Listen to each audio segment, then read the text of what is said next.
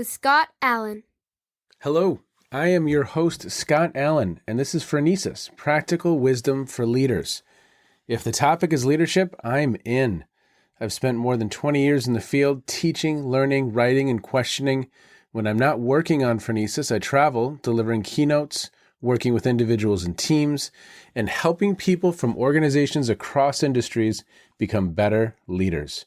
Want to learn more? Visit me at scottjallen.net. Phronesis offers a smart, fast-paced discussion about all things leadership. We explore relevant topics and incorporate practical tips to help you make a difference in how you lead and live. Listen Notes lists Phronesis in the top 3% of podcasts worldwide. Phronesis is the official podcast of the International Leadership Association. ILA brings together those who teach, study, and develop leadership, advancing leadership knowledge and practice for a better world. Learn more at ila-net.org. Finally, if you enjoy Phronesis, please subscribe to stay current on our weekly episodes. If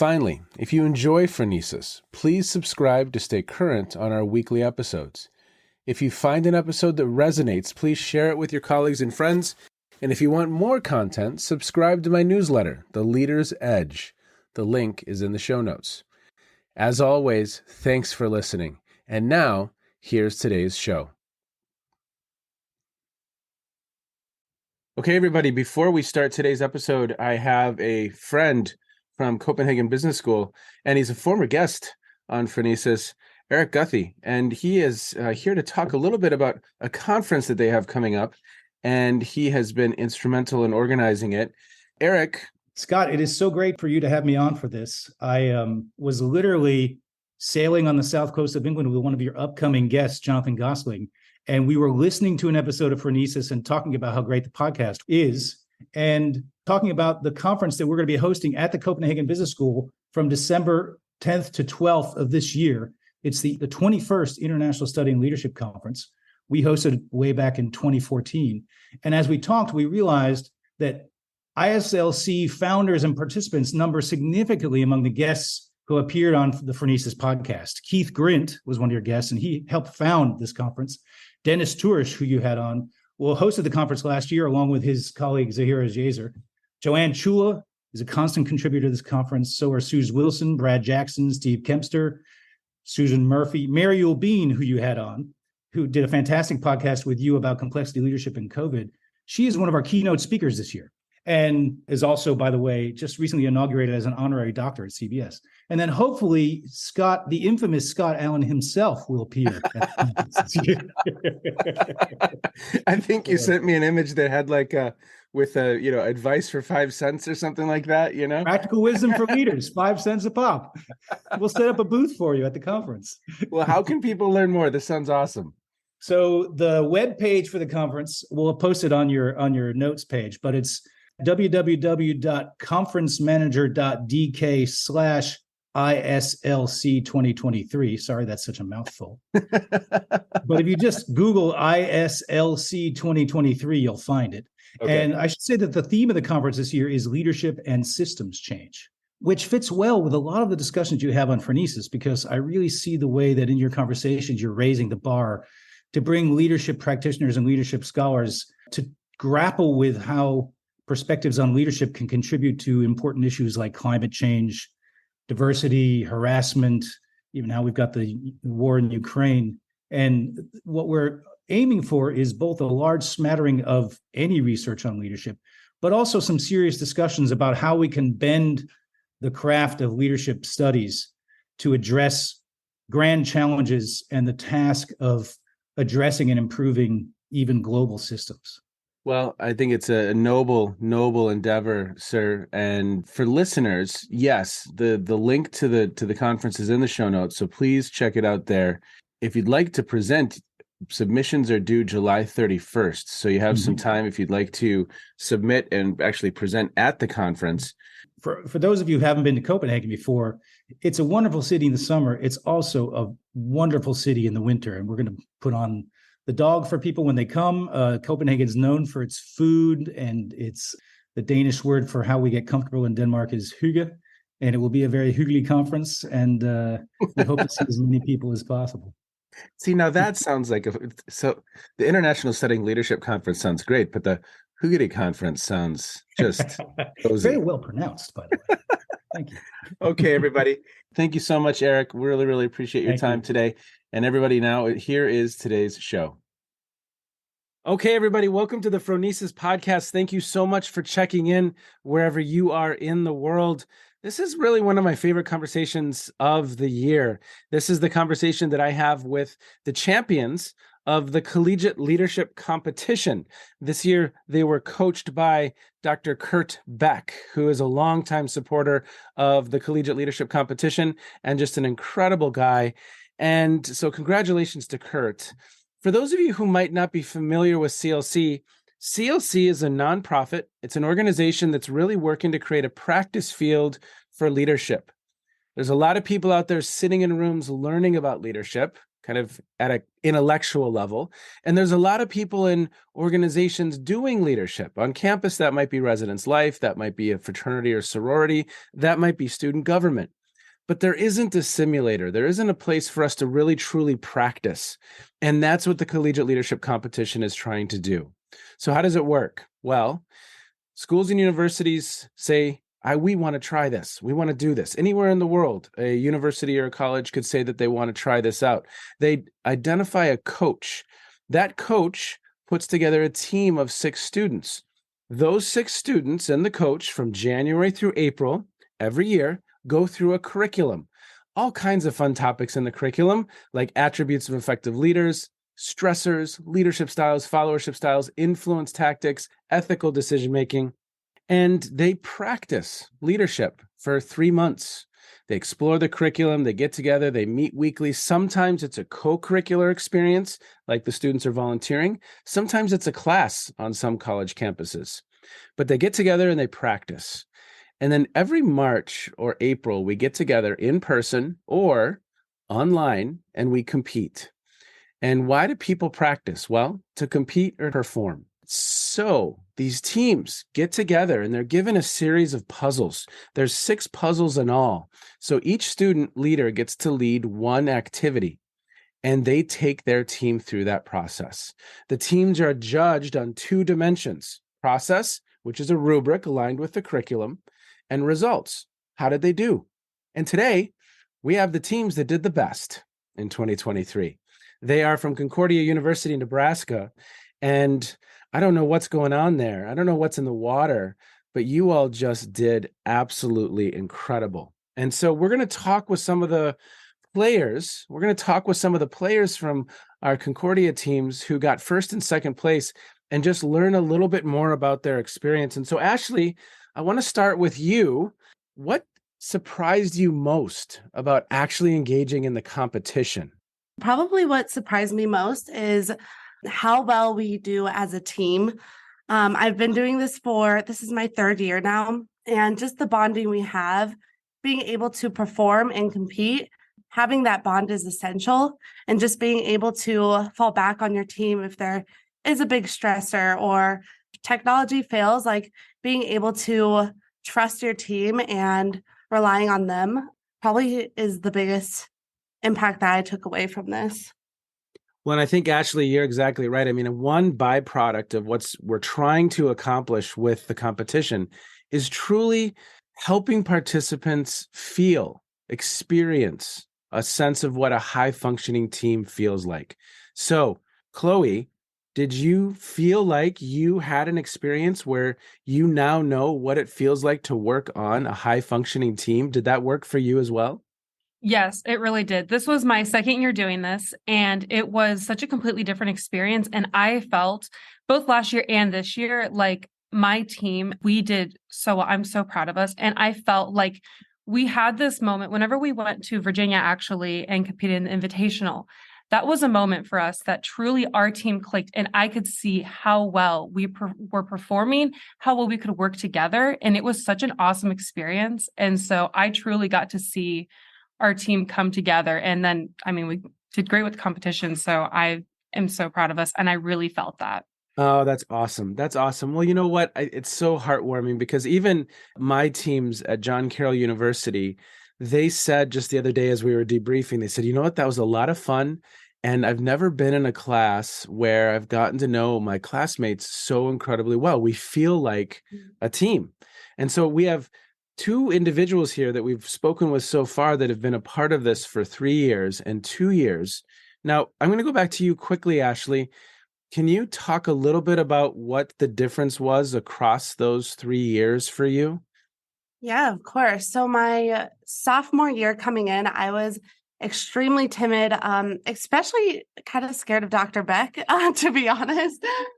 Um, Starting off in that first group, just knowing what a leader is actually supposed to do, I thought it was all hands on. And that was a huge difference to what a leader is actually supposed to do. And then my second year, I got a little more comfortable and there was a lot of self growth. Now, my third year, it was more growth in emotional intelligence on how I could best serve the people that are new to CLC and don't know any of the terms or what it means to be a leader. So it was very cool to just see how I could help them and how I could be a service to them. So definitely is different all 3 years. And I think Chloe could attest to that as well. Chloe, what do you think? Same for you? I definitely agree. Last year was my first year and I was so scared. It was so much about how can I actually become like a leader that really works well with this group. And then this year, Ashley and I were the only ones returning this year. The rest of our team was new. So we already came in having an experience where we were like, okay, we have to step up. And we both definitely learned about how to actually really serve our team and how we can be good examples as to what kind of leaders look like and truly helping our teammates grow in learning the curriculum and just as leaders. Dr. Beck has done a phenomenal job of just bringing new people in and making us all feel welcome and bonding with each other. And he's just done an incredible job of leading us and showing us what it means to be a true leader. So Ashley and Chloe are two individuals that have been a part of this for a couple years now, or 3 years in one case, which is absolutely awesome. I'd love to hear from some folks who this was your first year. What even went through your minds when you heard, okay, this is a leadership competition? What were you thinking when you heard about this first? So Shelby, your first year, what did you think as you started this process? To be completely honest, I really didn't have any idea what I was getting myself into. Well, I mean, I've had a few leadership positions in the past, and just the way that this experience was so structured, it was very unfamiliar for me, but it definitely instilled some different values into my leadership for the future as far as like following certain processes and the emotional intelligence and just ways that I can serve my followers as well as be a good leader.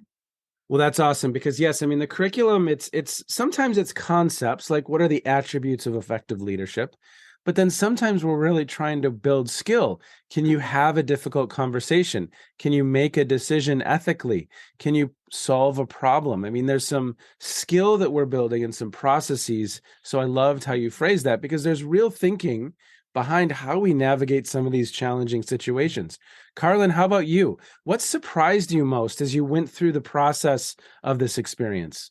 Yeah, for sure. Well, to touch on like what Shelby was saying, I mean, I was definitely intimidated coming into this. Like I didn't really know a lot of the people that were going to be on our team. And I've never had a class with Dr. Beck. So that was really intimidating. And I think going into it, of course, you know, it's called leadership, and you certainly learn a ton about how to be an effective leader, how to lead a team. But I think also like you learn so much about just how to be a good follower, you know, like how to not step on the leader's toes, how to stay in your role, how to accept the role that you've been given, and just what that looks like to support your team and support your leader. I think that's something that I really took away from this. And I wasn't expecting to be that focused on also how you are as a follower, not as just a leader, but how you do in other positions on a team.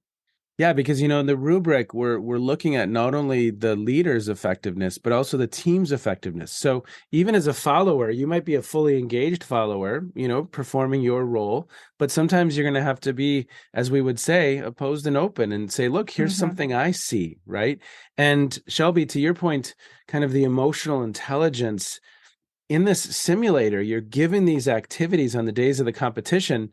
And talk a little bit about what you learned about emotional intelligence, how it feels when all of a sudden this rush of stressors are introduced, but you need to stay calm and help the team navigate it. How was that as an experience? Being the leader is kind of an adrenaline rush, honestly. And I can't say I've ever felt that way outside of like in almost like a classroom type setting. I've never felt that way, but being able to lead your friends and your teammates is just something, it's an unbelievable experience because you know that they have your back and you would do anything to help make your group successful. Oh, for sure. And Carlin, how about you? What did you learn about yourself when it comes to navigating kind of the emotional roller coaster of this experience, right? Yeah, I think that just comes from a leader being, cool, calm, and collective in times when we do have those, quote unquote stressors. But I think it also, a lot of the emotional intelligence is just knowing your team, knowing their strong suits, what they might struggle with a little bit, but then also like in those times that we do have those stressors, I think it's recognizing like, hey, so-and-so is struggling with this. Maybe let's reassign a role or let's reevaluate as a team. What does that look like? How can we push through these stressors and use that emotional intelligence to better the situation or get us out of this current stressor that we're facing? Well, and Carlin, I love how you're framing that because I think something we're really trying to do, one of my favorite words is intentionality. And are you observing in real time when it's not working, when someone's struggling? And, one of you said it, I've got your back and I'm noticing this, I'm seeing it. And how do I now help either this individual or help the team get back on track? I think that intentionality is something we're working really, really hard to develop and build so that when you are in your student organizations, a fraternity or sorority or student government, or it could be the hiking club, you're able to act with intentionality, right? Yeah, for sure. Okay, so Sydney, I have a quick question for you. This is your first year, correct? Yes, it is. Okay. If you think about this curriculum, at the beginning, the curriculum can feel a little bit daunting because there's kind of a lot of things you have to learn. But towards the end, at least what I hear all the time is it really doesn't feel like it's all that much anymore. And it kind of becomes a language that we're speaking, almost like it's a foreign language, almost like it's Spanish, but we're sounding like these leadership experts. So did you go through that process? I'd love to hear about your adventures with this curriculum. Did it start to feel like you were using a different language, even maybe with some of your friends? Yeah, so coming in, we were given like a sheet of all these different terms. And we are like, wow, these sound really cheesy, but we started using them a lot. And like even outside of the competition or just in a classroom setting, we'd always be saying them. And we're like, oh my gosh, we've just, it's all in our minds now. And like every situation in other classrooms, it felt like we were going through the solve process. So yeah, we've been using it a lot. And that's what I love about this content is that we are literally swimming in it all the time. I mean, those stressors, the need to problem solve, the need to make ethical decisions, the need to influence others, whether you're an athlete or whether you are a student trying to kind of diagnose what's going to be on the exam and trying to figure out what I'm up against. It's all there. It's all there. Aubrey, what were some of your favorite kind of concepts that you learned? Do you have a favorite bucket of content that helped you see the world in a little bit of a different way? I'd say solve because that's the concept you're using the most and you use it in every competition. But yeah, I actually would say that it started to affect outside of like our practices and outside of competitions. I distinctly remember I was doing a project for an accounting class and I was in it with one of my other teammates. And we were talking like we were, delegating roles as a group. And we were like, oh my gosh, I'm solving right now. Or like, I'm like trying not to solve because it just seems so cheesy to be like, let's set roles, let's outline the problems. But it honestly does make things more efficient in practice, even though when you're doing it in a competition, when you're like learning how to do it, it feels kind of cheesy to say like, okay, let's set roles, but it is effective. Yes. And for listeners, SOLVE stands for, generally speaking, set roles, outline the problem, list multiple strategies, veer towards consensus, and evaluate results. I forgot how to spell there for a moment. So SOLVE. So you're seeing it all around you. And that's what's interesting about this content is sometimes when I'm doing the lecture on influence tactics, That's happening all the time in our family. That's happening with roommates. That's happening in our organizations. Are there any other concepts that you saw kind of happening all around you often and consistently?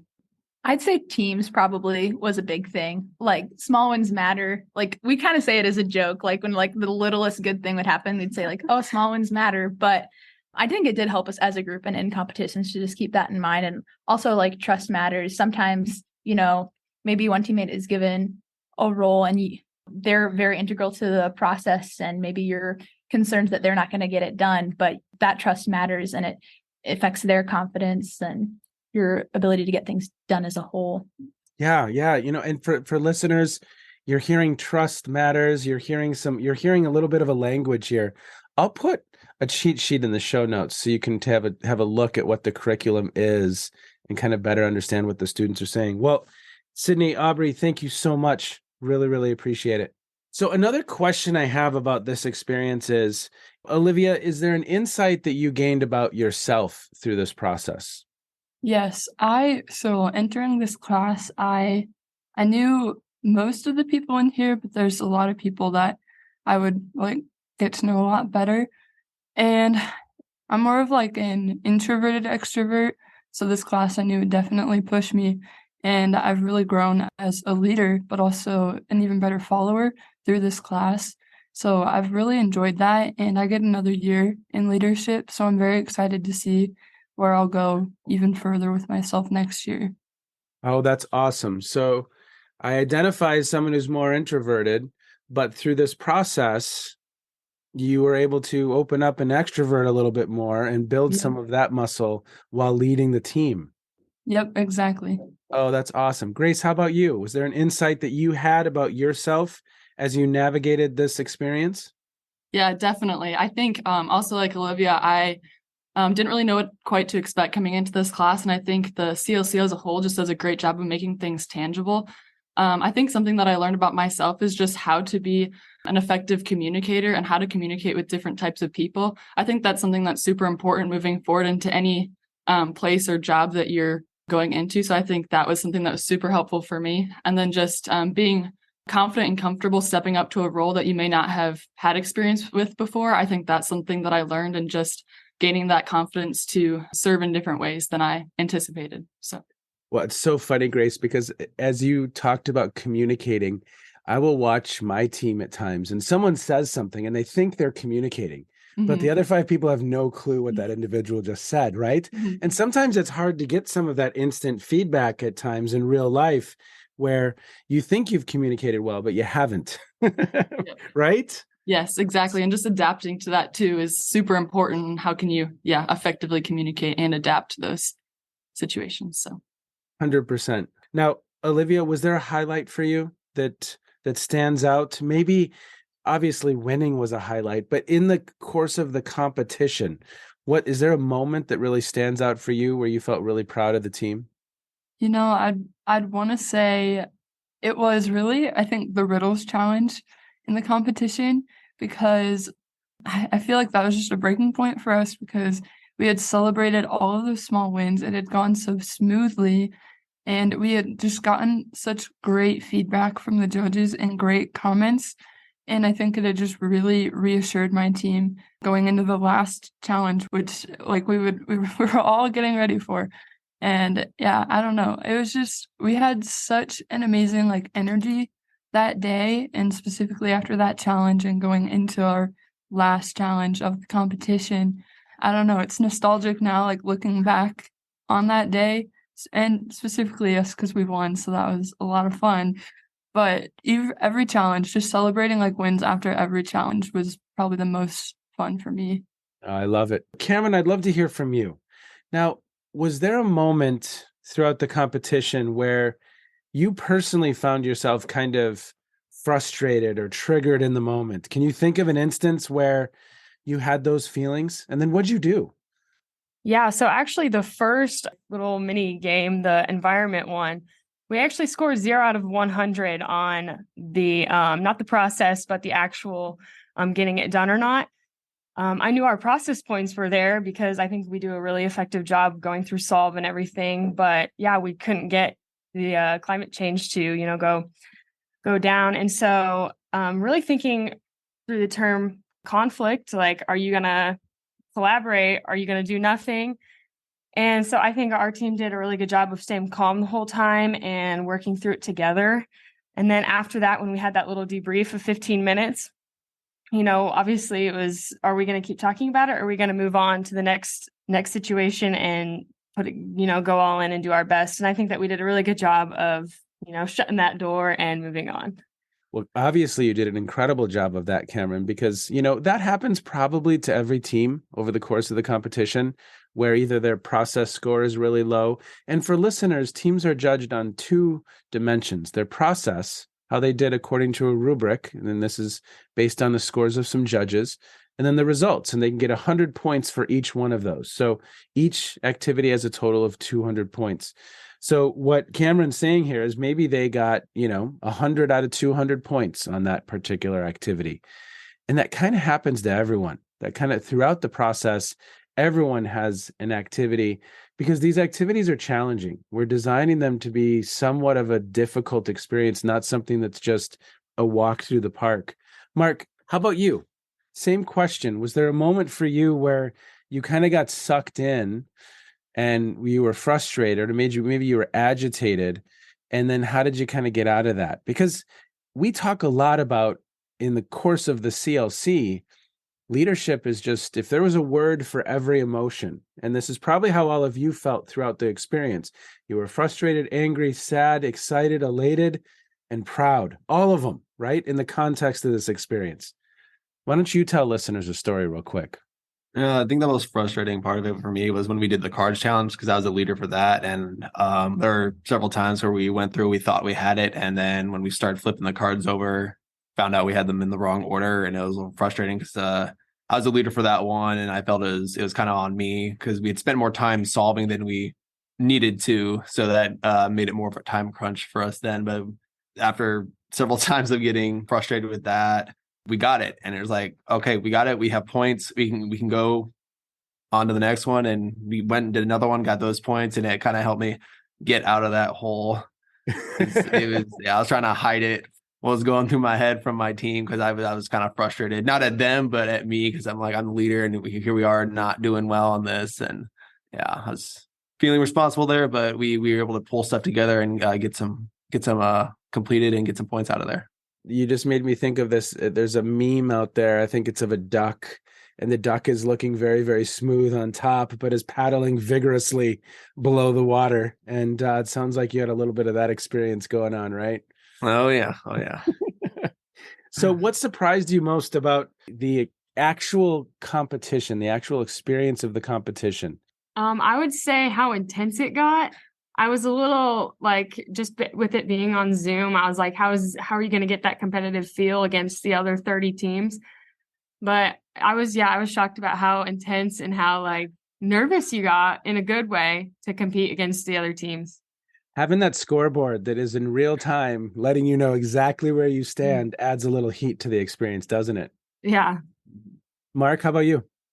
Pretty much the same thing. I didn't think I would be sweating just from looking at a computer screen, but I was. I didn't think that would be possible, especially since you don't see any of the other competitors. But like you said, the live scoreboard, seeing that kind of puts the pressure on. Yeah, it is. It's really, really interesting because obviously the two of you spent some time on Zoom and getting an education in the last few years. And there's that version of being on Zoom. But this is at least my team said that went incredibly fast. We were so surprised at how quickly it went because it felt like it was going to be a long time. But yeah, they talked about how well they slept that night because they were just mentally drained. So Austin, what do listeners need to know about this competition that maybe we haven't talked about so far? What do you think? Yeah, I think just important things to know about this competition is, it's a great opportunity, especially it just puts you in an environment that you really can't simulate anywhere else in the real world without being in those types of situations. And so it's a really good way to put yourself in a stressful environment with no real consequences if it doesn't work out. And kind of like what you said, there are no losers. There's winners and learners, and it's a great learning environment for us. Yeah, we're trying to do a few different things. I could really geek out on the learning theory here, but we're trying to provide learners with some knowledge. We're trying to build some skill. We're trying to provide learners with a coach or someone who can help guide the learning. We're trying to help learners get to know themselves a little bit better about working on a team. And then we're providing the experience, right? Because you can sit in a room and you can talk about leadership all you want, but until you've been in that challenging situation on your team or in the organization that you're a member of, it's a totally different ballgame. It's like sitting in a room and trying to teach someone football. At the end of that class, you have someone who knows more about football, but you don't have a football player, right? I mean, that's not a thing. They will go out on the field and be pummeled, right? It's just not a thing. So we're trying to provide this well-rounded experience where you have the knowledge, some skill, building some self-awareness. We have a coach guiding the process, and then we have an experience. And that's really all the competition is designed to do, is to it's an excuse to practice and provide that kind of go time experience, right? How do you think about it, Joel? I would say kind of similar to you said, just the experience of building those leadership qualities without like having to get a position of leadership. Like it's a class. So you get it to experience, like we had the class 2 days a week. So you get to experience it and work on your communication skills, like being the leader, being the follower. You get to actually experience that twice a week. And then on the competitions, it's just different stuff getting thrown at you every day that you meet in class. So I think that's one of the biggest parts of this.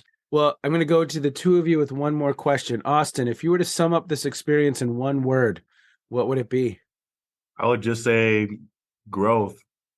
Awesome. How about you, Joel? I would say engaging.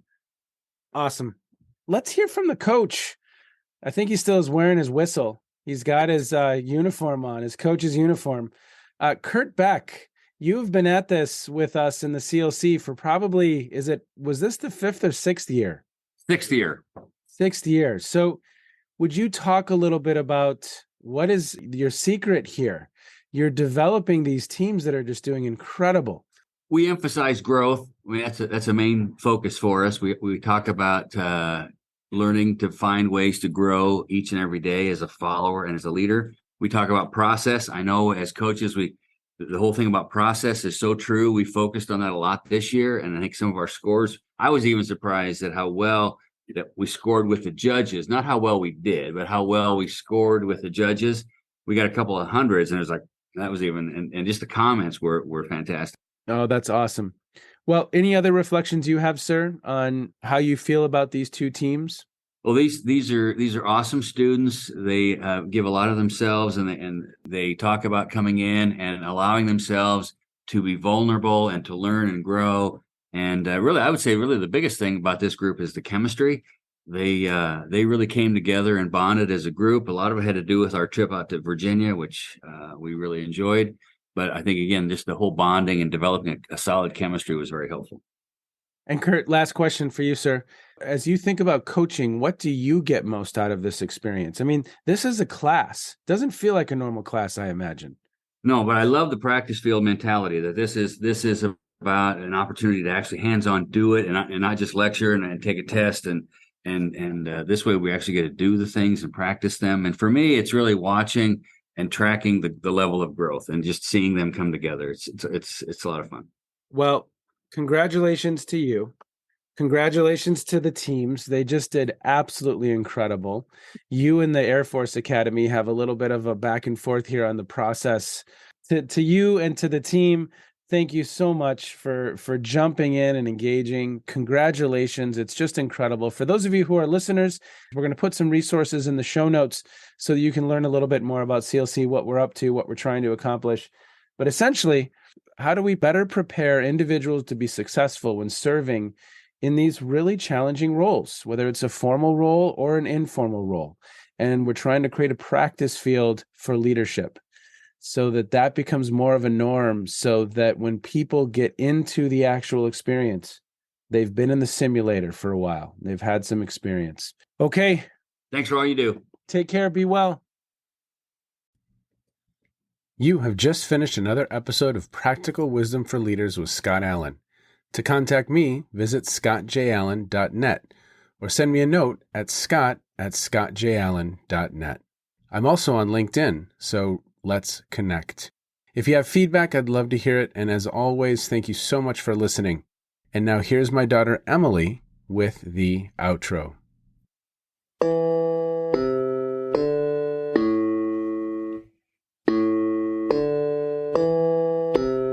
You've been listening to Phronesis, Practical Wisdom with Scott Allen.